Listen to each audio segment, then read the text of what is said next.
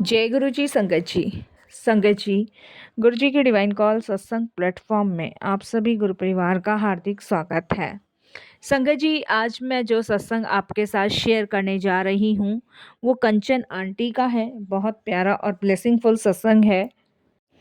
तो मेरी रिक्वेस्ट है आप सभी गुरु परिवार से कि सत्संग को अंत तक सुनिए, पूरा सुनिए।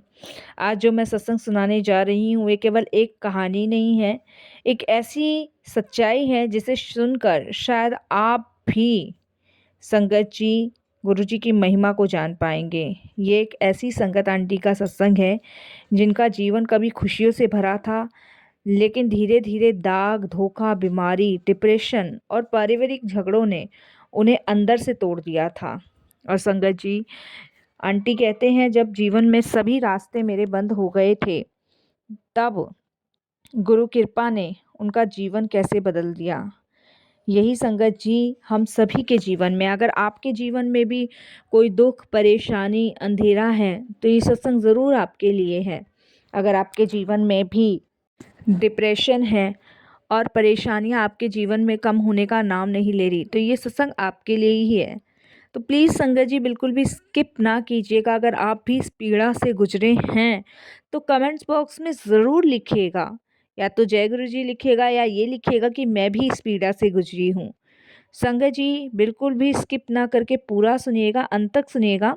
इसके अलावा अगर आप भी अपने सत्संग अनुभव शेयर करना चाहते हैं तो हिंदी में साफ राइटिंग में आप अपना सत्संग लिखकर हमारी जीमेल आईडी पर सेंड कर सकते हैं, ताकि आपके द्वारा सुनाए गए सत्संग से जो भी गुरुजी महाराज की नई जुड़ने वाली संगत होगी उन्हें गुरुजी के कल्याण, महिमा, अनुभव के बारे में ज़्यादा से ज़्यादा पता चलेगा। सत्संग आपको पसंद आए तो आप उसे लाइक कीजिए, चैनल को सब्सक्राइब कीजिए, वीडियो को शेयर ज़रूर कर दीजिएगा और बेल आइकन दबाना बिल्कुल भी नहीं भूलिएगा, क्योंकि जब भी कोई लेटेस्ट सत्संग आएगा उसका नोटिफिकेशन आपके पास आएगा। तो चलिए संगत जी चलते हैं गुरुजी महाराज के सत्संग की ओर।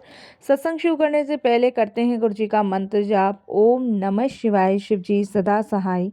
ओम नमः शिवाय, गुरुजी सदा सहाय। जय गुरुजी संगत जी सबसे पहले गुरुजी महाराज के चरणों में कोटि कोटि नमन। सारी संगत जी को जय गुरु जी। बहुत बहुत शुक्राना करती हूँ गुरुजी महाराज का कि उनकी असीम कृपा से आज मुझे ये शुक्राना सत्संग शेयर करने का मौका मिल रहा है। खैर संगत जी, मेरे को नहीं पता मैं इस लायक हूँ भी कि नहीं हूँ, लेकिन जो कृपा गुरुजी ने मुझ पे करी है सत्संग शेयर करने की, उसके लिए मैं उनका बहुत धन्यवाद प्रकट करती हूँ। संगत जी, हम कभी सोच भी नहीं सकते कि हम गुरुजी की शरण में आने के बाद कितने दुखों से, कितनी परेशानियों से बाहर आ चुके हैं।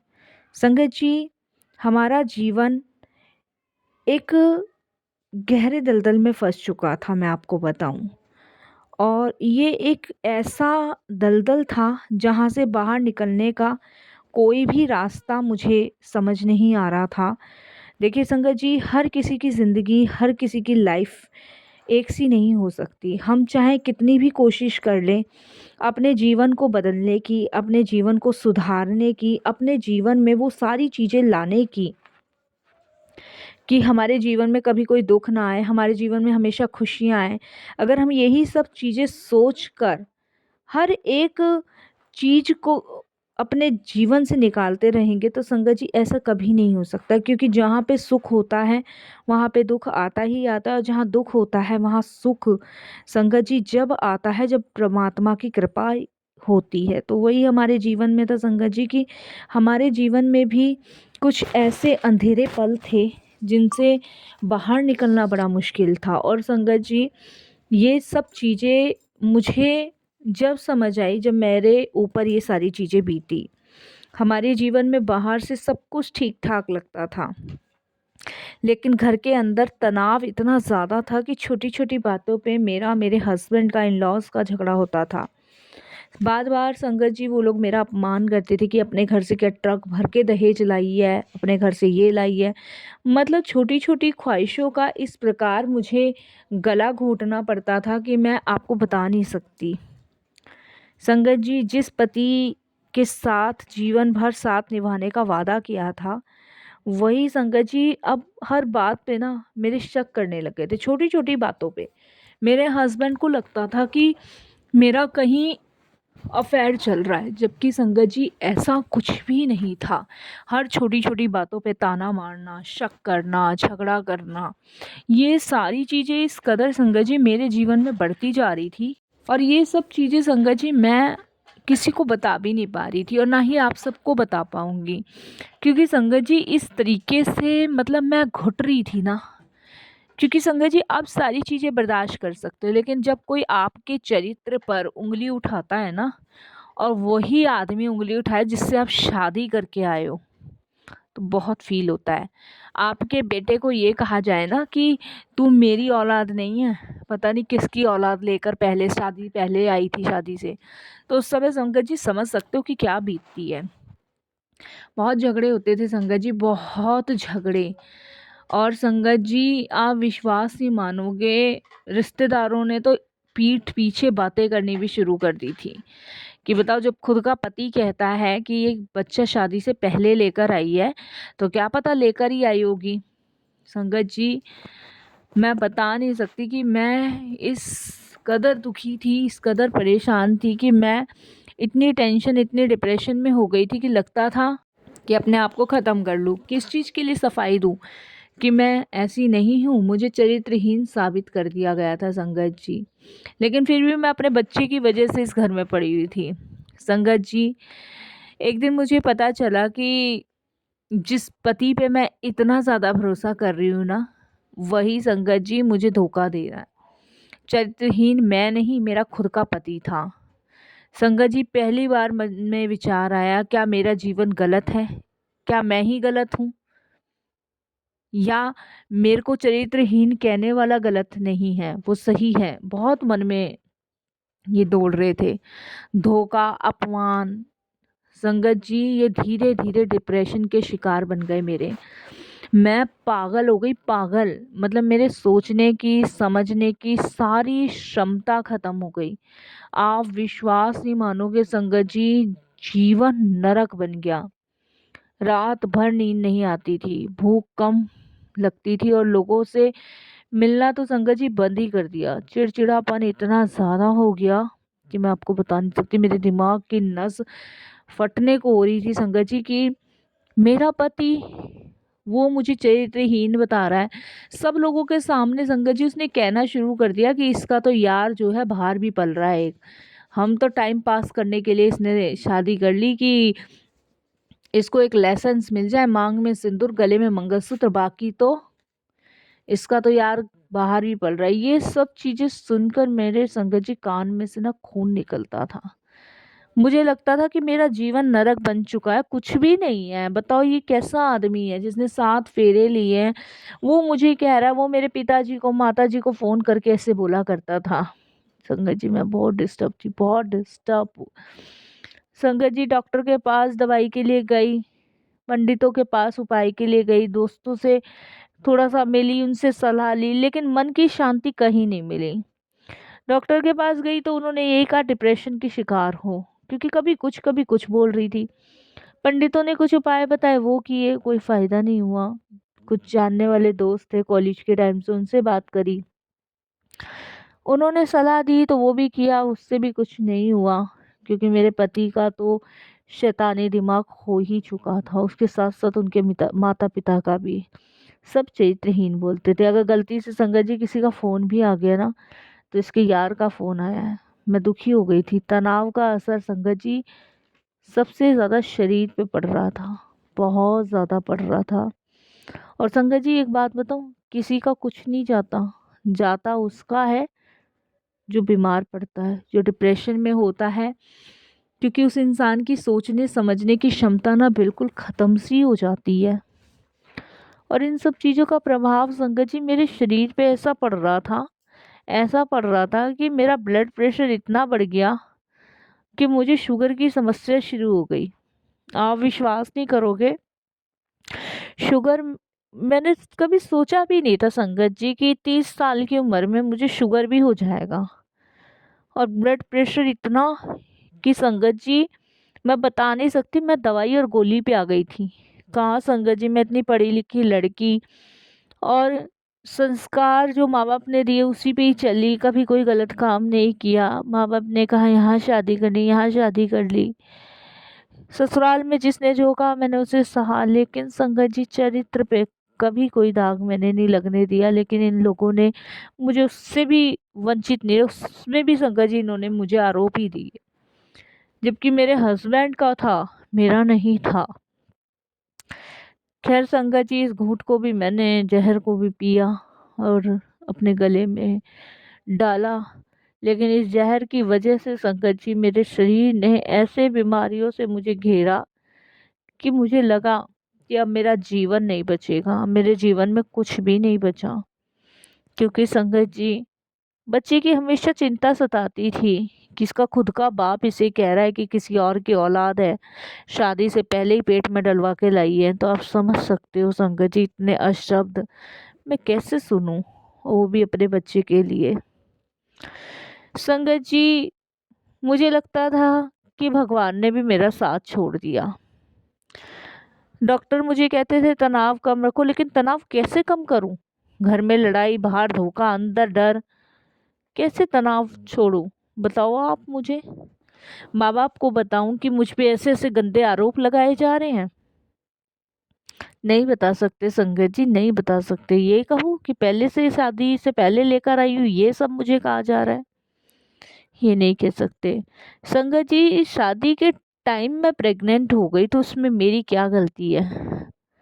और डॉक्टर्स ने मेरी डिलीवरी 9th मंथ में कर दी तो मेरी क्या गलती है? इन लोगों को लगता है कि मैं पहले से ही बच्चा पेट में लेकर आई हूँ। कितना बड़ा आरोप है ना संगत जी, कोई औरत कैसे बर्दाश्त करेगी? बहुत बड़ा आरोप है, बहुत बड़ा दर्द है। मारना पीटना तो उस आदमी का ऐसा काम हो गया था ना, जैसे मानो वो किसी जानवर को पीट रहा है। मुझे जानवर समझता था वो। और डंडे, लात, घूंसे ऐसे मुझे में मारने, जैसे संगत जी मैं कोई गाय बैल हूँ। और संगत जी, कभी गलती से अगर एक से दो रोटी ज़्यादा खा ली ना, तो ट्रक भर भर के अपने बाप के यहाँ से लाई है, बड़ा सोना चांदी लाई है ना, ऐसे करता था। कभी भी तीज त्योहार पे संगत जी किसी भगवान के दर्शन नहीं करने देते थे मुझे। दिवाली वाले दिन मुझे कमरे के अंदर बिठा देते थे मेरे बच्चे के साथ।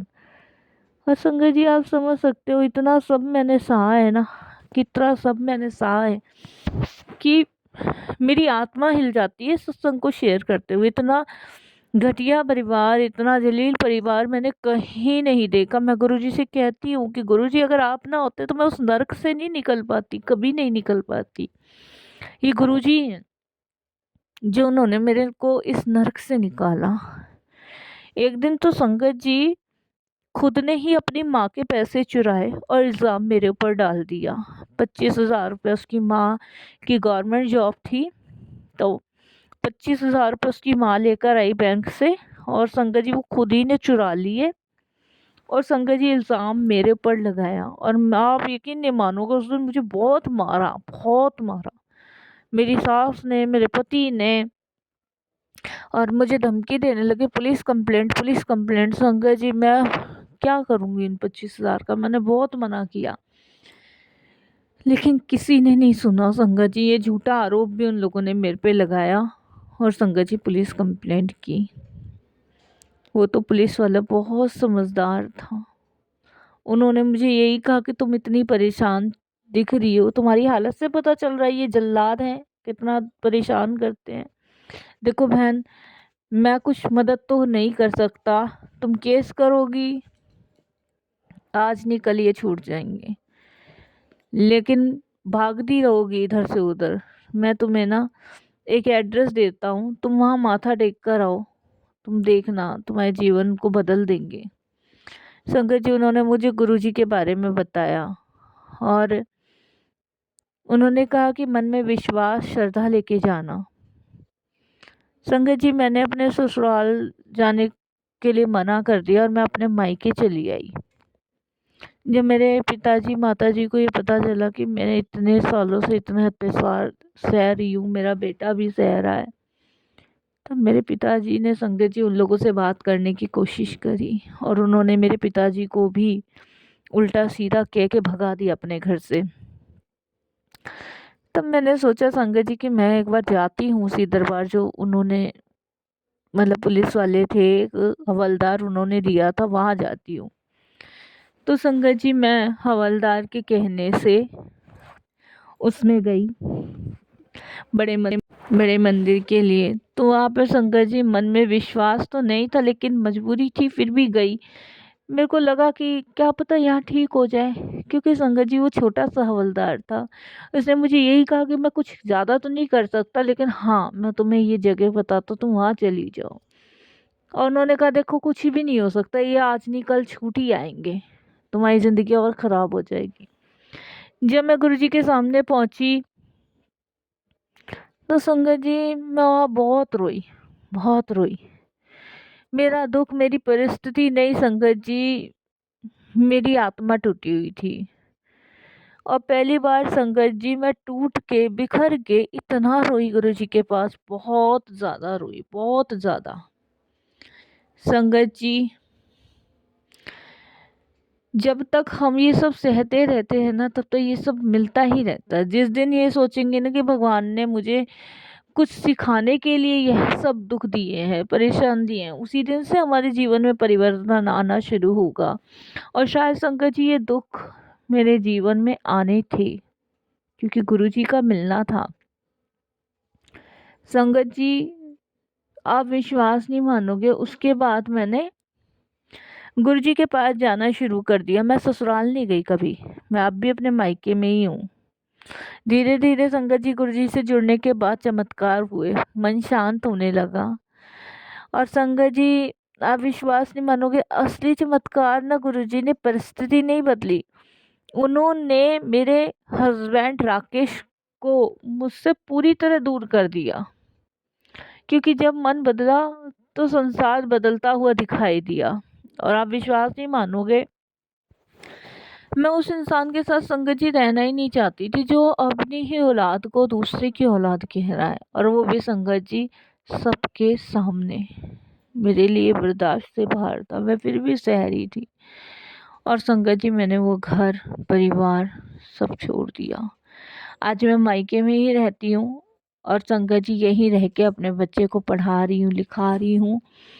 गुरुजी ने बाहर निकलने की हिम्मत दी, डिप्रेशन से मैं बाहर निकली।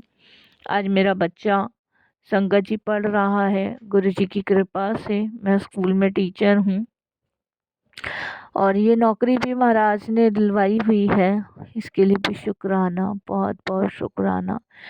जीवन का कल्याण जो गुरुजी ने मेरे लिए किया है ना, वो कोई और नहीं कर सकता। संगत जी अब मुझे लगता है कि अब मुझे सिर्फ अपने और अपने बच्चे के लिए जीना है।